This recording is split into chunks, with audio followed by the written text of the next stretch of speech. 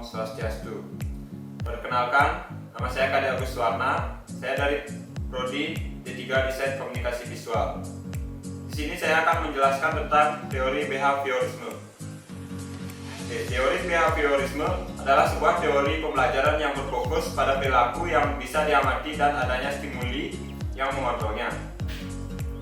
Ada beberapa tokoh dari teori belajar behaviorisme ini.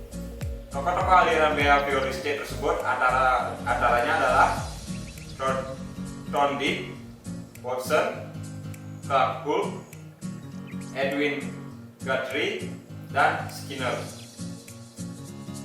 Watson mendefinisikan belajar sebagai proses interaksi antara stimulus dan respon. Namun, stimulus dan respon yang dimaksud harus dapat diamati atau observable dan dapat diukur. Jadi, walaupun dia mengakui adanya perubahan-perubahan mental dalam diri seseorang selama proses belajar, namun dia menganggap faktor tersebut sebagai hal yang tidak perlu diperhitungkan karena tidak dapat diamati. Watson adalah seorang behavioris murni karena kajiannya tentang belajar disejajarkan dengan ilmu-ilmu seperti fisika atau biologi yang sangat berorientasi pada pengalaman empirik semata, yaitu sejauh mana dapat diamati dan diukur. Menurut Watson, sebagai salah satu orang yang mengusung teori ini, belajar merupakan proses interaksi antara stimulus dan respon, namun stimulus dan respon tersebut harus berbentuk tingkah laku yang dapat diamati. Jadi, menurut teori ini, perubahan mental tidak perlu diperhatikan. Teori belajar ini seolah-olah menyampingkan perbedaan-perbedaan yang timbul di antara peserta didik dan kurang dapat menjelaskan adanya variasi tingkat emosi peserta didik. Pengaplikasian teori behaviorisme ini sering digunakan dalam pengembangan teori pembelajaran di sekolah-sekolah. Hal ini dilakukan karena teori ini diyakini mampu mengukur pemahaman siswa terhadap pembelajaran itu sendiri. Pendidikan behaviorisme merupakan kunci dalam pengembangan keterampilan dasar dan dasar-dasar pemahaman dalam semua bidang objek dan manajemen kelas.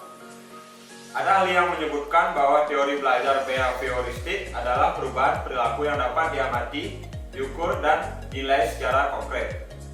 Aplikasi teori belajar behaviorisme dalam kegiatan pembelajaran tergantung dari beberapa hal seperti tujuan pembelajaran, sifat materi pelajaran, karakteristik pembelajar, media dan fasilitas pembelajaran yang tersedia. Pembelajaran yang dirancang dan berpijak pada teori behaviorisme mana bahwa pengetahuan adalah objektif, pasti, tetap, dan tidak berubah.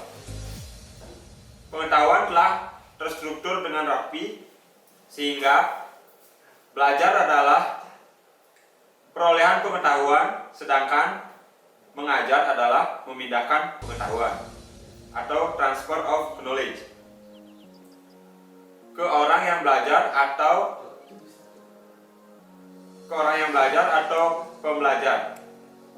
Fungsi mind atau pikiran adalah untuk menjiplak struktur pengetahuan yang sudah ada melalui proses berpikir yang dapat dianalisis dan dipilah, sehingga makna yang dihasilkan dari proses berpikir seperti ini ditentukan oleh karakteristik struktur pengetahuan tersebut.